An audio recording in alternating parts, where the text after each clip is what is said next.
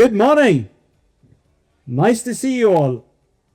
I'm going to present some slides, but I also would like to try to provoke you a little bit.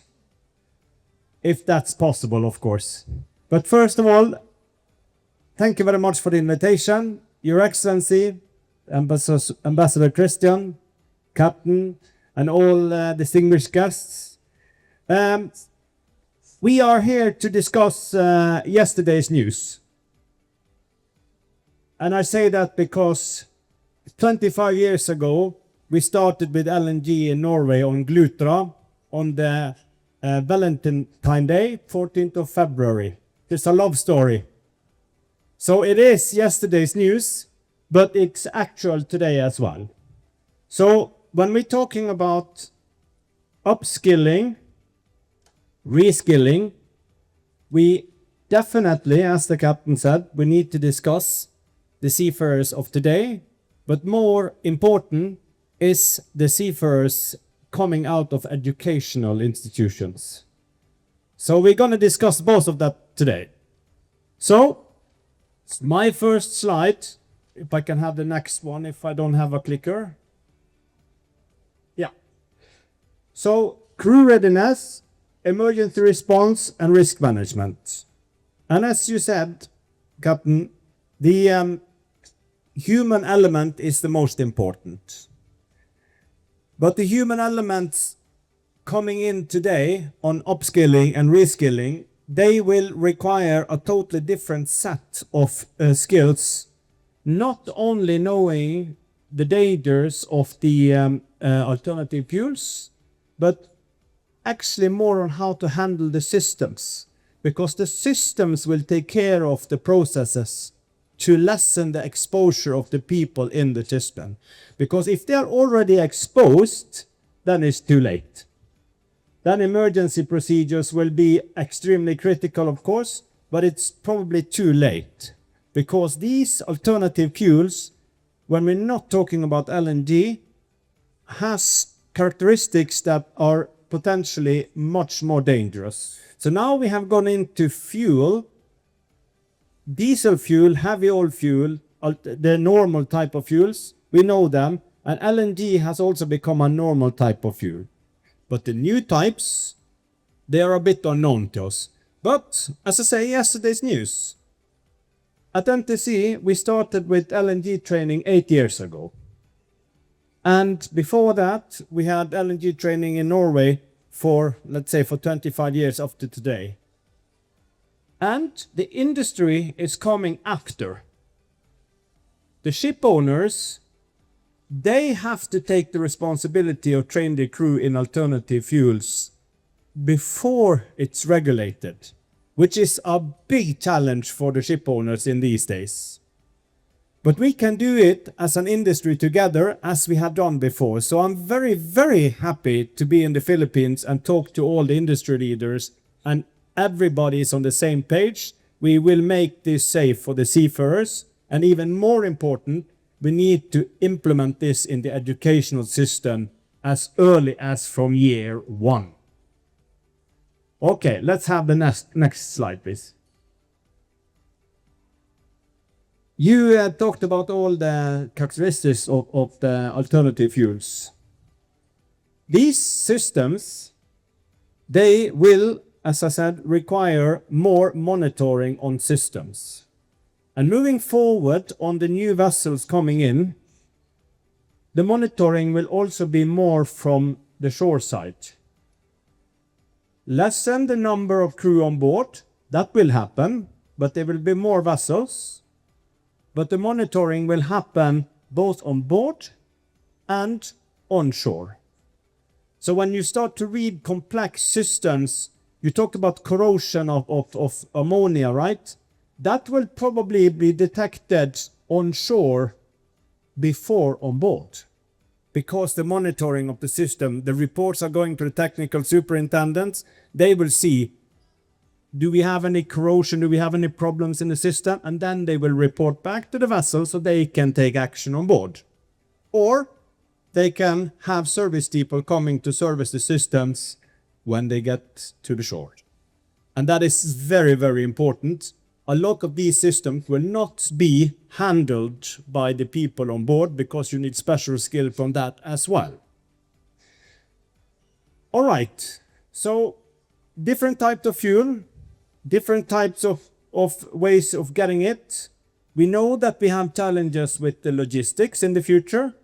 So maybe there will be areas where you have to go in and deal with these types of fuels, which are not so advanced. That's why emergency shutdown, emergency preparation is key, but the people need to know. So next slide, please. Right.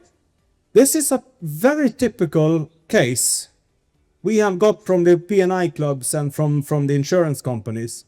And this is on a diesel engine. So this is traditional fuel. This is a case, fuel leak, shutdown, delayed response. It doesn't matter how much you train on these cases if you're not ready to do it real time. And this is conventional fuel. Imagine if you have a leakage of ammonia or the leakage of hydrogen, you will never understand because it will blow up before you even understand what happened. But these are the things, right? So we have already a challenge according to the P&I clubs and insurance companies to handle emergency responses as it is today with traditional fuel. Imagine the systems we need in the future to detect. Will you send somebody into let's say an engine area where you know where you have a leak or detected something? Probably not. So you need to have better system. But the human element will be the one taking care of that emergency response. So they need to be ready. Next one, please. Yeah. So what we have seen is that the emergency protocols and the emergency handling on board is basically a challenge because of multiple nationalities. It's a challenge because people don't really know. Even with LNG today, as we have been using it for 25 years and more, people are still struggling to understand.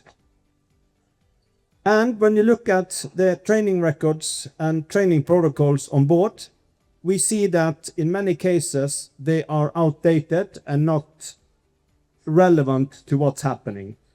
And they don't have any case studies to base their protocols on because they haven't had any incidents on board, luckily today, because they don't have the fuel on board.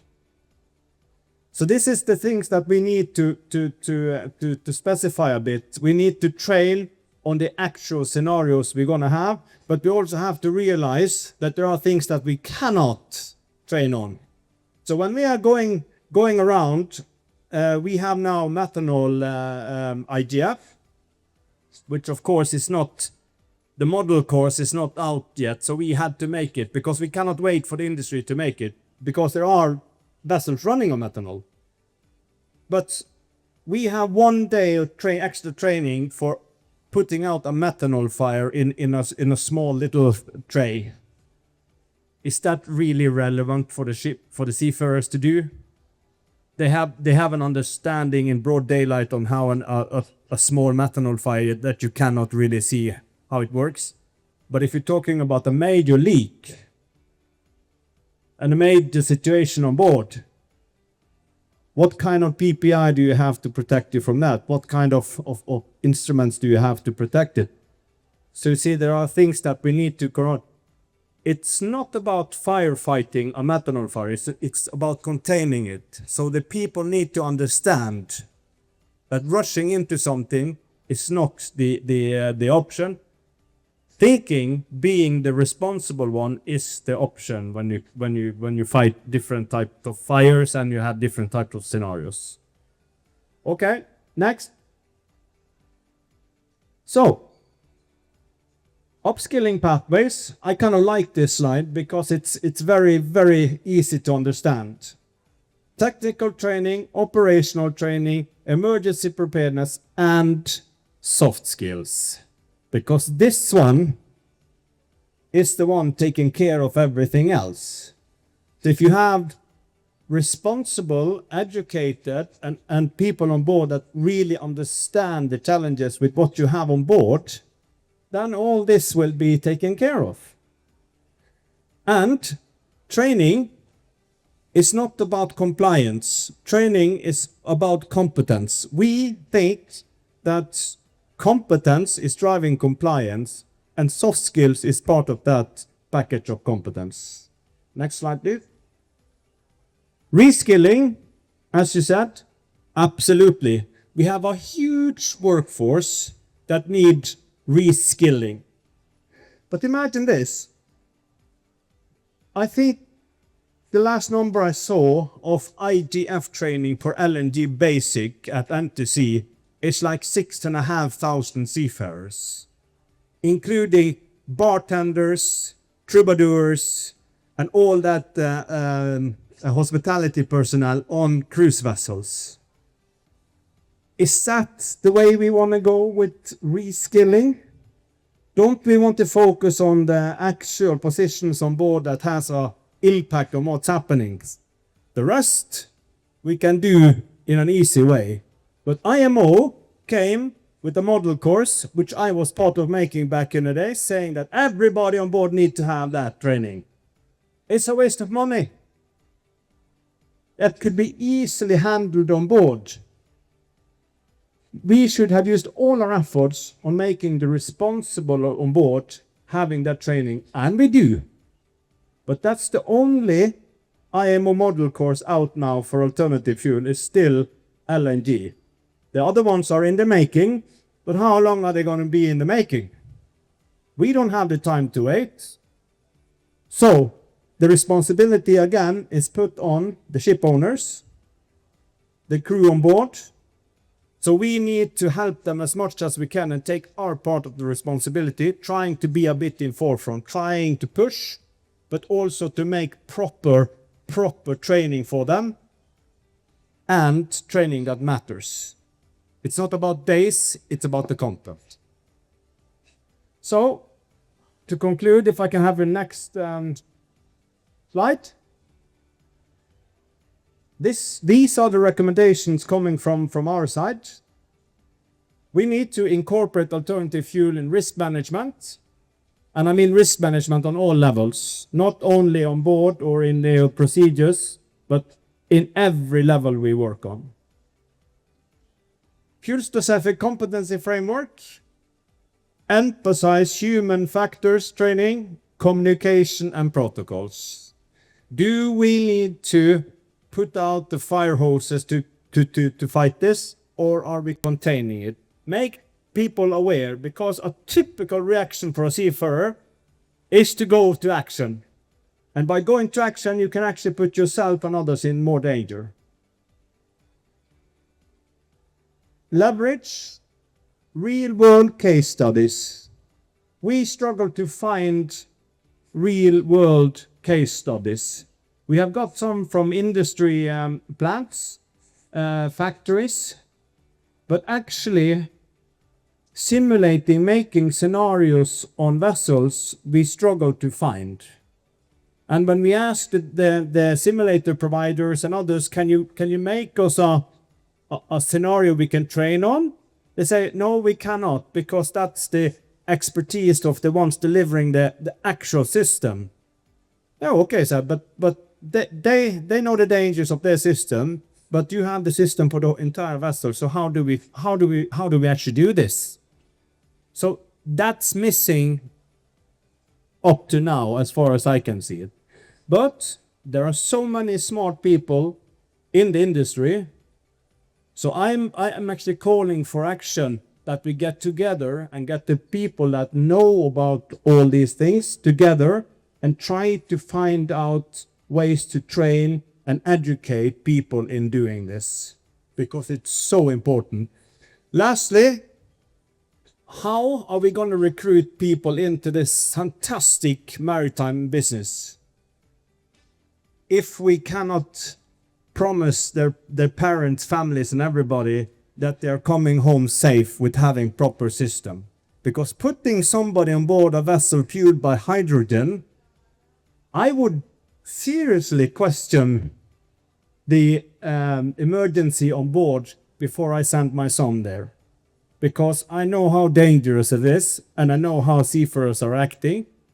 So I would really understand. And when we go around recruiting for our cadet program now, there are more and more questions raised on how to protect our seafarers. And that's a legit question. I don't have a very good answer, but what I know is that we have a good system in the industry to work on these challenges together, and we can solve them together. So Norway, from the way I see it, with the industry, we have a strong commitment to safety. The Philippines have the same. So as the ambassador is saying, when we work on this together, we will be a success. So thank you very much for the opportunity to talk to you. And I hope that we can find the future way in safe handling together. Thank you very much.